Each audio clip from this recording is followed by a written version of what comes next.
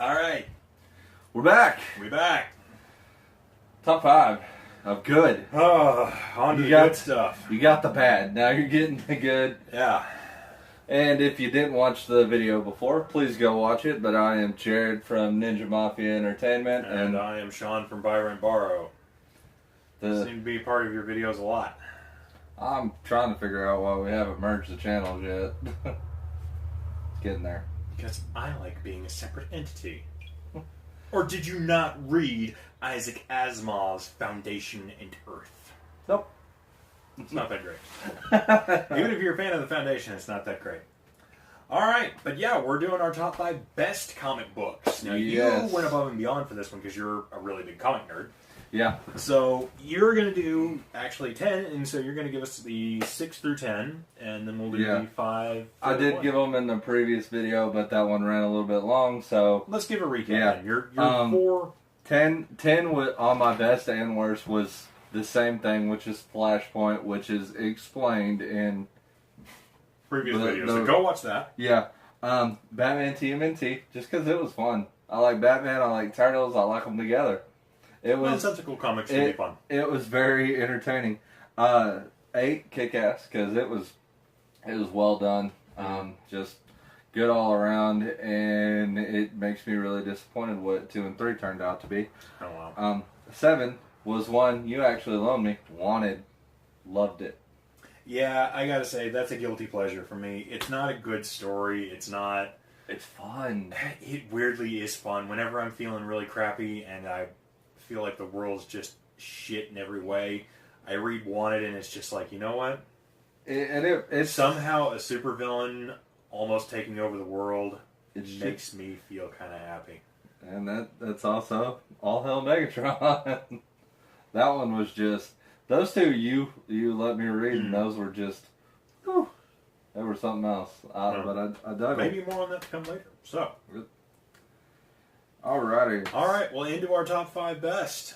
Alright. Jared, kick us off. Number 5. Watchman. Okay. Dude, I love the like the comics. Just why is that so down on your list, though? There's a lot of on my list. There's actually a couple ties. Okay. And it's just I do. Well, real quick, run down why you enjoy Watchmen. Watch it's a good story all around, and it makes me sad that we're getting what we're getting now with the characters. These are characters that just, it was such an in-depth and complicated, like it was, you were invested in these comics, and it just, even with it just being a one-time thing, but you get so invested in these characters, they're all just really well written, and it's just a good story, and it was put out at a time comics needed a good story. And well, I've got a little bit more to say on this later, because I figured that one made your list too, so I wasn't gonna go. It ought to make just about every comic reader's top 5. I actually went ahead and when he gave me the idea for this, I did download a list of like the top 100 graphic novels. That one made number 1 on their list.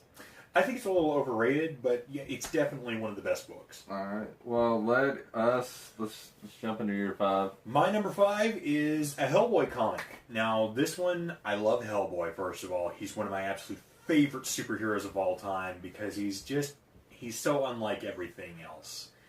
He's not Batman, he's not Superman, he's a working Joe. He's an average guy thrust into a really bad situation. He's the Jack Burton of comics. I'm a fairly reasonable guy, but I've just experienced some very unreasonable things. But every time he comes into it, no matter what happens, he knuckles down, does the job, and it's just like, well, that's it. We're done. We're done. Give me a paycheck and let me go home. And that's it. I respected Hellboy for the longest time. But I had to put the Midnight Circus on this. Now, this isn't the most action-packed Hellboy. It's probably not even most people's best. Yeah. But this is one of my absolute favorites for the very simple reason that it isn't a Hellboy story It's a Professor Broom story. It's very early in their relationship, and Hellboy runs away from the military base. And he discovers this spectral traveling circus. The focus isn't kept so much on Hellboy dealing with the circus problems. That's more of a backdrop, and the true story happens with Professor Broom being a father. And it's a wonderful story. It's very, very heartfelt. And I won't spoil anything. It's really, really fun. Sounds like it. That's how you do a quickie comic good. All right. Number 4. This one made your worst list. Oh? Civil War. No. I figured I was going to buck trend with that because, like I say, it's got a lot of good things about it, but I just feel that the bad outweighs the good to just an absurd point. Yeah, I just enjoyed it more because, like you said, the ending of it definitely had some stuff, but it did set us up for the other stuff yet to come. Like, I enjoyed Bucky's run as Captain America. This is true. I actually did enjoy the death of Captain America. Yeah. I thought it was, for the most part, very well written. And there's one part of Civil War, it's the aftermath, where it's Tony having his final moment with Cap after he's been shot. Yeah. And it's very heartfelt, and it's very touching, and I forget who the artist was. I think it was Greg Land. But the art doesn't do what the writing is any justice. Greg Land sucks ass. He's the guy who does the trace art, and usually ends up tracing porn. Yeah, he's the one whenever you see it real stylized realistically, Yeah. and it looks like the woman's going, ah! Yeah. I enjoyed the conflict between superheroes, right.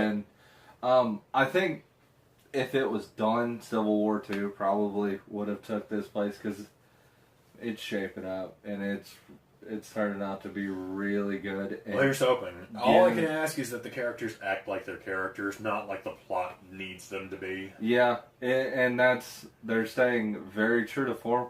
Plus, there's the issue I'm in. There was a twist that I didn't see coming. Well, no spoilers. Yeah, I don't want to spoil it. We want you to go read these comic books. Actually, it's just... Real quick, I should say, when I delivered it, I don't know about you, I look at a good comic, the best comic, is a comic you can enjoy without having to go into all the backstory. Yeah. It's something you can go into, and if you read it, you enjoy it, and then if you decide to read more, it enriches the experience even higher. Also, comics that tell, a lot of times people don't have as much knowledge as someone like me or you has. Right. And, a comic that can... Either it's a complete story by itself, or it can cover a little bit of who these guys are and why they're doing it. Right. And then jump into the story. Well, that's one of the reasons I didn't like Civil War as much, because if you read that, you're not going to get a good bead on who Captain America really is. You're not going to get a good bead on who Tony Stark really is. You're going to get this version. I feel Cap more or less was himself. I mean, he did act like an asshat through part of it. Yeah, but there were some significant he was issues. standing up for what he believed in. Right, no, I get that, and I completely agree with it, and I like that fact. And again, if it hadn't been always planned for the registration side to win, I probably would have been a lot more on board with this and seeing it more as Cap acting out a character because he's so desperate and a struggle. That's why the movie Civil War was kind of... Infinitely better. Yeah. You want a good version of Civil War, go see the movie Civil War. It handles everything about it way better. It's nothing like the comic, though. No, it's actually good. Yeah. Okay. All right. Come on now. All right, dude. I guess it's your number 4? Number 4? All right. I kind of cheated this one. I'm sorry. We said no manga. Mine's technically a manga, but it was published through DC as a paper-bound collection in individual issues. Batman: Child of Dreams. Trying to think of which one that was. All right, dig it. The creator of Silent Mobius, huge Batman fan in Japan, wants to create a Batman story where Batman goes up against all his deadliest foes, but his deadliest foes are still in Arkham. Nobody's really acting like themselves. Everything's a little off. Okay. And so now, he's met with this weird challenge of trying to figure out what's going on. There's some kind of new drug hitting the street that seems to morph people into different people. That sounds exact interesting. replicas. Voice, look, everything but their innate personalities that Batman knows to a T because he's dealt with them for so long. This is a story about Batman being the detective. And the creator even said, he's like, I first saw Batman in the movie, and it's what got me into it. But the more I read into it, the more I saw most people wanted to make him the Dark Knight. Not the detective. But I always saw him as the world's greatest detective. He is. And he is, and this is a story that demonstrates it brilliantly. Batman rarely has to punch anybody. He doesn't do a lot of combat, and what he does do in combat, he eventually gets the better hand by outsmarting the bad guy and using their own tactics against them. It's a wonderful story. The artwork is really good to a point. Because it's manga. Well, let's just say, no, the artwork is great. Yeah. It's absolutely fantastic. Let's just say that when it comes to mixing the DC's rather gesticularly gifted females, I can already. and this was also during the time period where Catwoman had that stupid ass purple skin suit. Let's not forget that. Yeah, it looked less like an actual bosom as it did two spheroids that had been stuck to someone's chest. Makes sense. And it looks kind of awkward. But no, Child of Dreams is a wonderful book. I highly recommend you go read it if you want to see a story where Batman doesn't punch his way to the solution, but instead uses his brain and is the reason he is the detective. That's a great transition into my number 3. What's yours? This is where it started getting into a tie, but they're all Batman. Okay. The Long Halloween.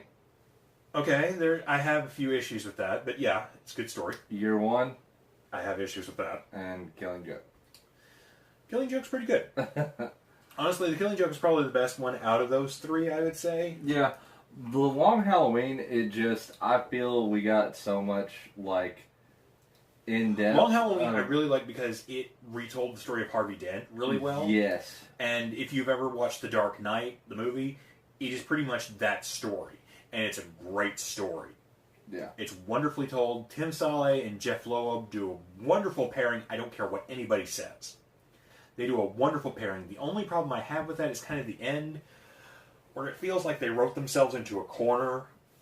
Yeah. And then all of a sudden we're like, shit. It's like, we've exhausted. I need to get out of this corner. And they Yeah. have to go and do something else. But no, I really like that. I like the art style especially. It's a very much a noir feel that's heavy on the shadows and the black and white tones. Works fantastically. And it's Batman being a detective. And it's Batman being the detective.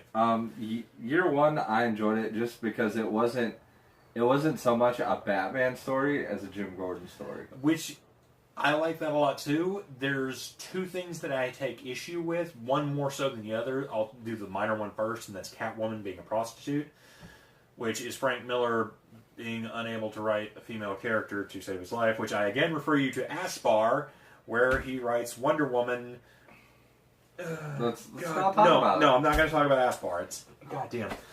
No, Selena Kyle starts out as a prostitute in this, which I'll work with because it gives her a backstory of having to be quick with her hands and knowledge of the whip and all that. Yeah. Knowing the city's underbelly.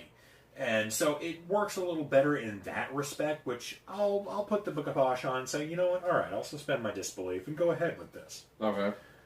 The one I take issue with is Jim Gordon, actually. Most notably, his affair. It serves no purpose to the overall story, only serves to weaken a character we have seen be strong, competent, and all-around smart the entire way through, again, serves no point to the actual story I beyond... think it was more to show that even great characters have flaws. You can do that, but you don't have to have him be all in for an affair, which, by the way, that ties into Aspar again. Anyway, we'll agree to disagree on that one, and then... I just take umbrage with that. I feel that it could have been handled a lot better without having that. It could have been him... There were just a lot better ways to do that. What if it was the police officers jury-rigging the photos so that it looked like it was in a compromising situation, but it wasn't, in which case he actually has to dig himself out of a hole somebody else put him in, which has been the entire theme of the comic up until that point. Yeah.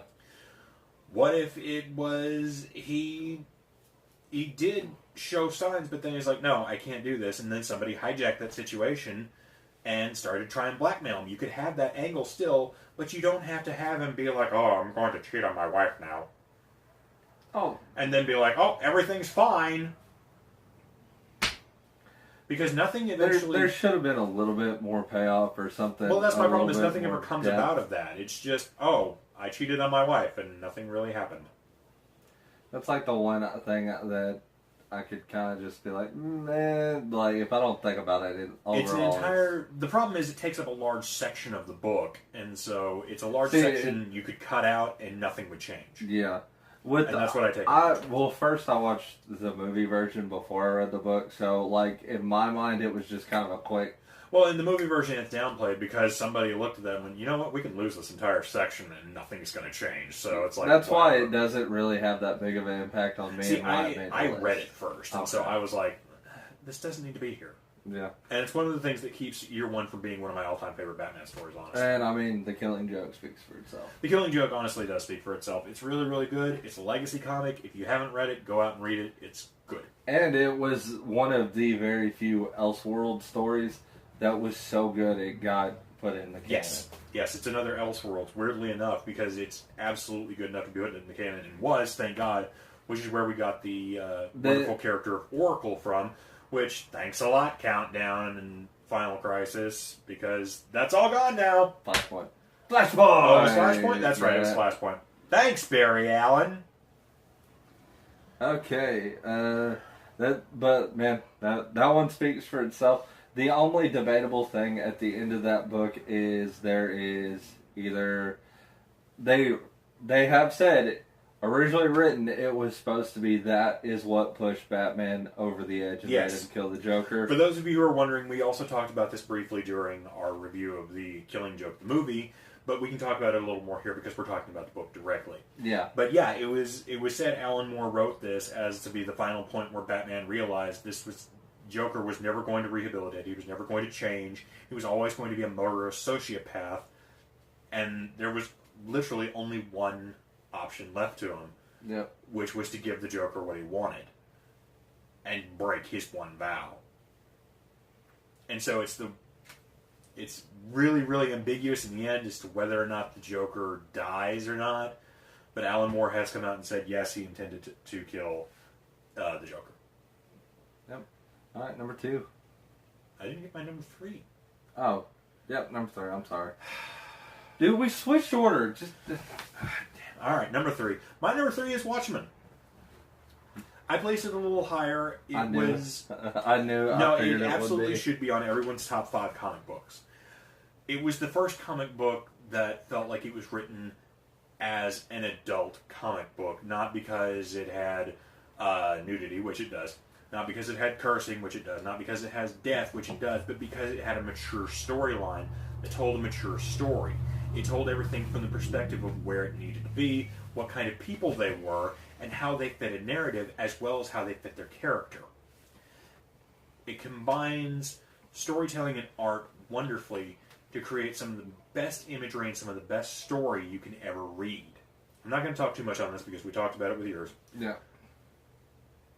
But it's what led me to believe, and a lot of people to believe, that comic books aren't just this kids' medium. It's something more. It can be a legitimate medium to tell a complex and rich story, which people still talk about today. That's how freaking powerful this stupid book written about the Cold War was during the slight aftermath of the Cold War. It's fantastic. Also gave one of the reasons I say Jeffrey Dean Morgan should play Batman. Yes. Yes, you have. Because it was, he was, since you aren't super familiar with his work, he was the one who played the comedian in the movie. Okay. Now you've given me a really good explanation. I would love to see him as the Flashpoint Batman. Yeah. He would do that well. Yeah, I told you, like, all the other characters he played, and I don't know how I skipped over that one. You could have sold me right then and there. Yeah, he's the one who played the comedian in the movie. All right. Number two. Number two was also a tie. This was just a two-way tie. Okay. And it's basically, because essentially, these stories are kind of the same. All right. Captain America, the Winter Soldier. I had that on mine, actually, but I changed my mind. And Batman Under the Red Hood. Okay. And it's... Which one would you say you prefer better in this? The Red Hood, but that's just because I'm a Batman fan. Because you're a Battlefile, yeah.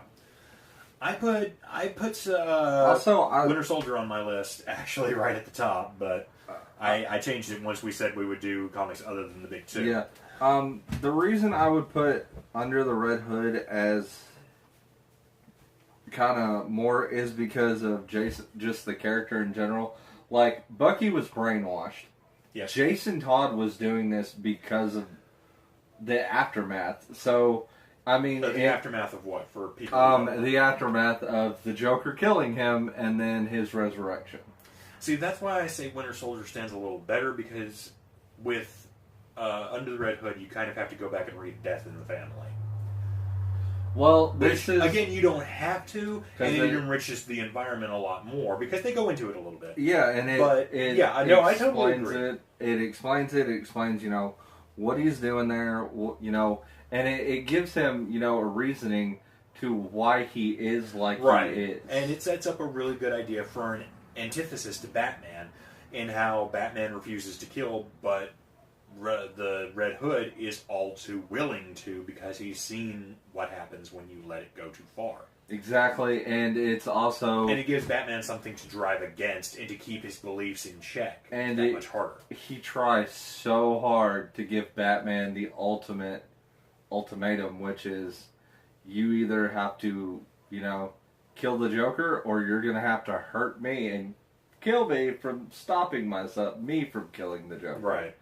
And it's just, oh, it's so good.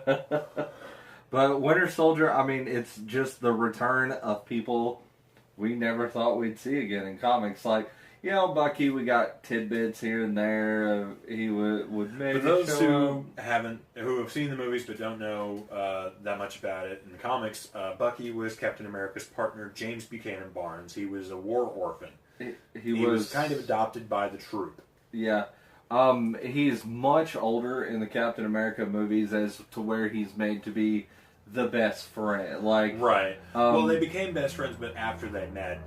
Bucky was someone who was kind of the poster boy for the kids, trying to get them on board for the Allied fight. He was, however, also very much a covert operations, because no one suspects a child. Yeah, but and so he was able to infiltrate and take out and do assassinations and all kinds of wet work shit during World War II. Yeah, but he was very much in the original played as the kid sidekick. Yeah. So he was much younger, and the storyline. This is why I do like Winter Soldier, is because he didn't die. He was slowly aged, so that's why when we get him, he was put in cryogenic suspension. You know, he's same age as Cap, right? And also it sets up for the character to be more of an equal to Captain America, right? As to where the Red Hood, he aged a little bit, but not much. Well, that was because Superboy Prime punched the walls of reality so hard it brought him. Superman. Oh, it was Superman? Sorry, that's what started. That's on the list. I keep getting confused because Superboy Prime is just such a wonderful character. Go to the other video. Understand the banter. But no, I absolutely agree. I like Winter Soldier just that much more, because I feel that you don't have to go back and read quite as much as you do with Red Hood. But I absolutely agree. Yeah, the Under the Red Hood is a very, very good story, and it made for a really good animated movie too. It did. I would love to see it on the big screen, but there's a lot of who they want to play the Red Hood. I'm not sure if he could pull it off or not. You never know. We might be getting that next time Batman v Superman rolls around. They're saying they want Shia LaBeouf to play Jason Todd. Because you don't hate yourself enough out there. I have. That's just what we need. The Joker's rampaging down the street and Robin runs up. Wow! Wow, wow, wow, wow, wow! Just do it! Just do it! He's got him tied to the chair and he's like, do it! Joker's... I have a pick for who I think would be a good Jason Todd, but you haven't seen the movie. I was gonna bring it, but the guy who played the main character in Kingsman. I know who you're talking about. He's a good actor. That's cool. All right, let's. Number 2 for me is House of M. I figured. Yeah. All right. For those of you who don't know. The Scarlet Witch is part of both the Avengers and the X-Men. However, in a very, very crappy miniseries, it was decided that her magics, her chaos magics, weren't reliable, and she kind of did some bad things. Enter this series, which does a complete 180, both for the character and for giving us a wonderful way out of all that mess. House of M is what happens when the Avengers and the X-Men meet to decide what should be done about her. The X-Men want to take her and put her away somewhere. The Avengers think that she's too dangerous and needs to be put down. While they're debating, her brother, Quicksilver, whispers something in her ear that you never quite hear until the very end. And in the flash of a few words, the entire world is flipped upside down. Homo sapiens are now the bottom tier to the Homo superior. Mutants now rule the world. Wolverine is one of the head agents of S.H.I.E.L.D. alongside Mystique, hunting down rogue humans. Wow. Wolverine is the only one who remembers bits and pieces of what the old world was like. And from there you go on a really great story trying to figure out what happened and why. I won't give anything away too bad. Let's just say the end might be one of the most satisfying conclusions I've ever seen Magneto a part of.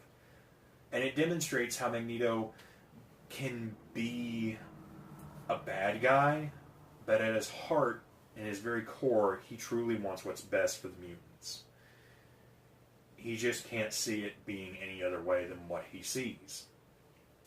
And you get into a lot of what his backstory means to him and why he is the way he is. And if things had turned out differently, it would have been very interesting to see what happened.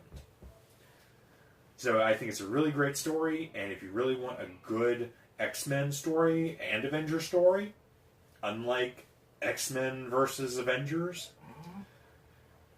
go read House of M. Dishonorable. That's a dishonorable. Alright, honorable mention. Yep. What's yours? Mouse. The World War II? Yeah. Prison? Those are good books. It's my honorable. Those are fantastic. Why is that an honorable mention? I'm going to look like a jackass now because, wow, that's a great story. For those of you who don't know, Mouse is the story of a concentration camp survivor retold through anthropomorphic mice, recounting his days in the concentration camp. It's both harrowing and memorable and displays one of the most barbarous times of humanity and does a fantastic job telling it. It's very good. If you can find it, definitely go pick it up. It's at our local library. It is. It is. And if your local library doesn't carry comic books, tell your local library that it's a viable medium and there are a lot of good books. Show them this video.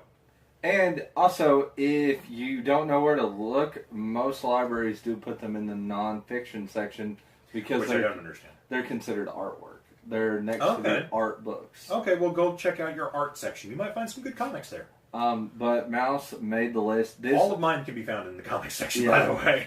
Mouse was the one that... This is a story... The book itself proved to me that multiple people read comic books is because when I was in high school, I was asked to do my 11th grade year. I just had to do a book report, and eventually I just ran out of books, and I was like, "Screw it! I'm going to do a graphic novel." Right. And that's the teacher recommended it to me. You had a good teacher then. I agree or disagree on that. No, if you had a teacher that allowed you to do a book report on a graphic novel and recommended you this, yeah, you had a good teacher. Might not have been the best, but we agree. We had different opinions on stuff, but overall, she was a great teacher. There you go. But she was the one who recommended this, and it just kind of impacted me. I was like, wow, other people read comics. I'm not the only one. Right. Especially, it's weird how that one's the one that affected you like that. Yeah. No, it's a wonderful story, and yeah, if you find a copy of this, absolutely take the time to read it. It's well worth it. Yeah. All right. My honorable mention. The New Guardians, issue number 2. A single comic. Explain. Explain. The New Guardians is a really crappy idea. What's not a crappy idea? What came out of that? I.e., the greatest supervillain who never was. Snowflame! The man powered by cocaine! What? Get this. Yeah, you look like that. The New Guardians, a group of basically Hitler youths who are going to be the next generation of superior, pure human genes. This is literally their mission mandate, is to breed the next future of humanity, pure. So I can't help but see them reading Mein Kampf on the plane trip to Brazil to deal with some Colombian drug smugglers, where they meet Snowflame. Think Ric Flair and Dr. Roxo combined to a supervillain. Allow me to read an excerpt. That sounds so amazing. When they tell him to give up. Give up the ultimate exhilaration, the divine rapture, the euphoria of electricity that now surges through my every molecule of my body. Give it up. I would sooner choke on the soil of your boots, Guardians. And with that, he shoves his face into a pile of cocaine, Tony Montana style, and begins snorting so hard that he eventually lights into brilliant white fire. Ah! May this fire burn everlasting. Now I am a true god. This man doesn't do cocaine. This man worships cocaine. It is his god. It is his power. And at the end of it, he is killed in an explosion in a chemical ship. It is the most ignoble death for what could have been the greatest. And that is why Snowflame forever remains in my heart. And he should remain in yours as well. In memoriam. In memoriam. Rest in peace. Snowflame. Look him up. You can find him on Google. Just Google Snowflame. One word. There's a really great webcomic, actually. It stopped in 2013 because the guy was having financial issues, but... Alright. Number 1. Number 1. See if you can stop Snowflame. I'm topping Snowflame with my childhood. You can't. I can. What is it? You're not going to expect this one. Alright. Because I've told you about this book, but I've never really gone into detail. Power Rangers Pink. You have said something about this. Yeah. Somehow I don't think Kimberly from the Power Rangers tops a man who gains powers by shoving cocaine into his face and lighting on fire to beat up 5 idiots. Let me talk about the Power Rangers, dang it. Okay. No, back off. Just saying. Alright. So, Power Rangers Pink is a 6-issue miniseries that they are doing. It's written by Boom Comics. Okay. So, it's not Marvel or DC. I thought Boom was a child company of Marvel. No. It's a child company of, I think, IDW. Is it? I think so. Anyway, they are doing a regular Power Rangers book that's in the early stages of their... This jumps ahead to after Kimberly left the team, when she went off to compete in the gymnastics world championships or whatever it was. She won a bunch of gold medals, and yet she still feels unfulfilled. And then where she ended up moving to, a bunch of weird stuff starts happening, so she calls Zordon. And she's like, okay, you need to send the Rangers here now. And the Rangers are off-world, doing something by themselves. So Zordon reactivates her as a Power Ranger. And she goes, and it's very much a Tomb Raider, Lara Croft feel to this character. The suit's redesigned, and it works much better. She rides a motorcycle. She's an actual legitimate archer, not just the stupid bows there for 10 seconds to form a power weapon. Like, she actually uses the bow, and it's just all around a good story. And in issue 2, because she knows she's in over her head by herself, it takes her to Trini and Zach, and it reactivates them as Rangers, and now it's the Pink Ranger leading her own small team of Power Rangers. It's definitely a different role. Plus, it gives us what happened to all these people. Like, they just left the show, and it never really told us where they went, minus one or two characters. Well, one of them got arrested, one of them had a mental breakdown, and one of them died, so... Oh, wait, no one had a mental breakdown. Yeah, Blue Ranger did. No, he left the show because they persecuted him because he was Yeah, gay. and he almost killed himself. He tried to go to, like, straight brainwashing or whatever. But he stayed through the show through, like, 5 seasons. And he was a trooper. These guys, like, 2 of them left the show in the first season, and the actress who played the Yellow Ranger did die in 2001 in a car accident. I think the Pink Ranger left because she was offered, like, different movies and stuff. Yeah, she got a movie deal, and so that's why she left. They ended up falling through because she didn't have her career again until the show Flashpoint. Couldn't act her way out of a wet paper sack with holes at both ends. She was in a Sean Patrick Flannery movie. Couldn't act her way out of a wet paper sack with holes at both ends. But it's just, Boom Comics is writing these characters very well. It also explores that maybe these guys weren't, the show made them out to be the cool kids, but maybe they weren't the most popular people or the most liked people.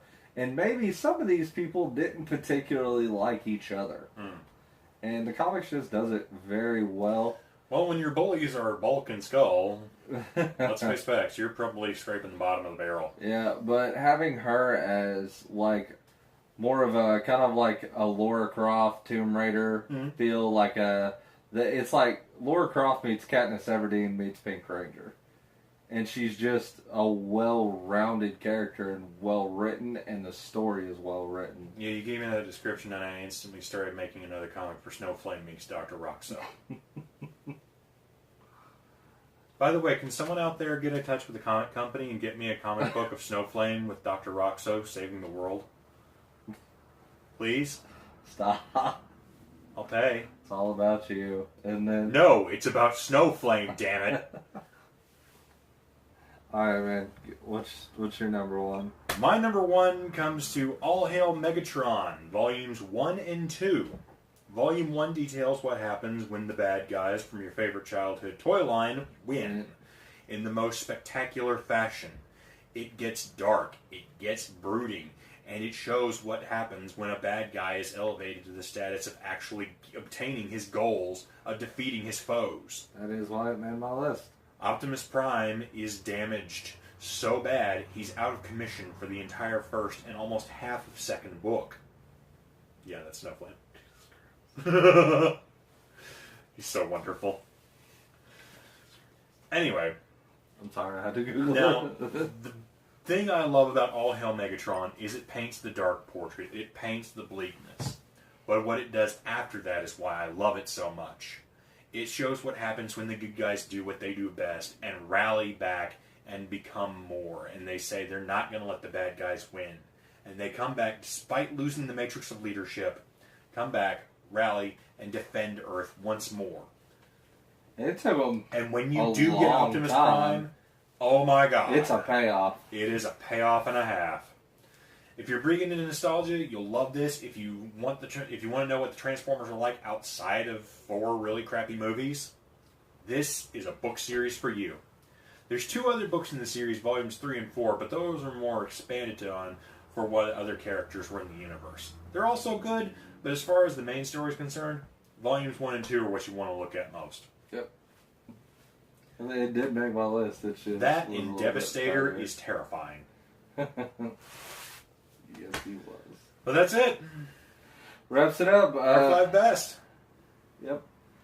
Let me, since we have a little bit more time, let me read down what I told you. Like, I looked this up. When we had the idea, a list came out the same week of the top 100. Of course, I'm not going to go into the whole 100. All right. Well, let's. What's their top 10? Their top 10. Number 10 is A Contract with God. I've never heard of that. Apparently it's really good. Never read it. Number 9 is Alice in Sunderland. That sounds familiar, but I don't know what it is.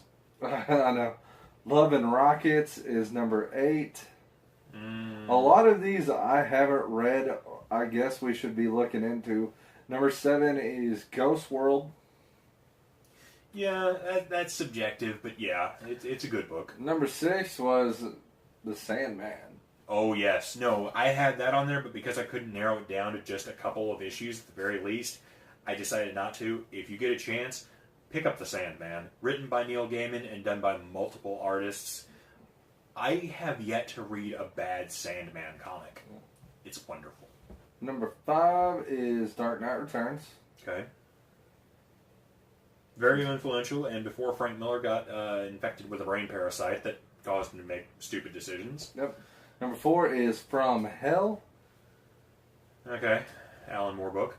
Number 3 is... Jack the Ripper.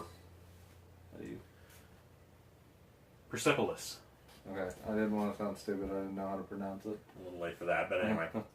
No, Persepolis, again, is... and I'm sorry if I'm mispronouncing that, and somebody knows, please leave a comment down there correcting us. It's another subjective book, but it's... I don't really know how to describe it too well. It's decent. I recommend giving it a read, even if it's not your particular cup of tea.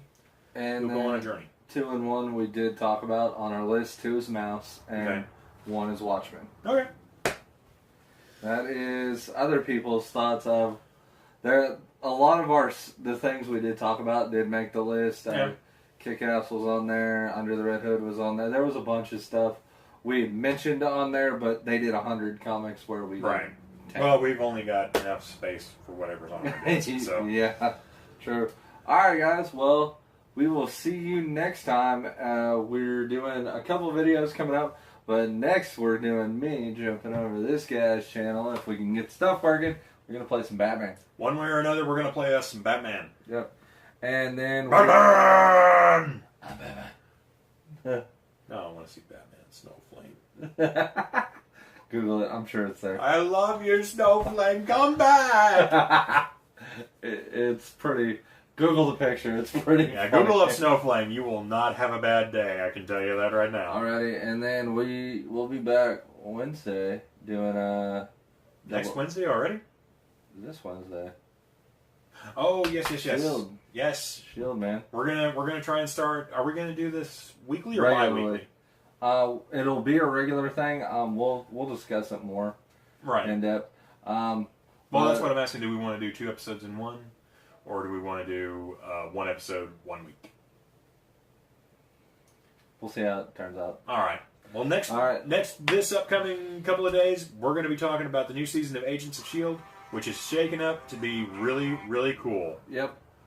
Alright, we'll see you then, guys. Laters. Thanks for watching. Snowflake!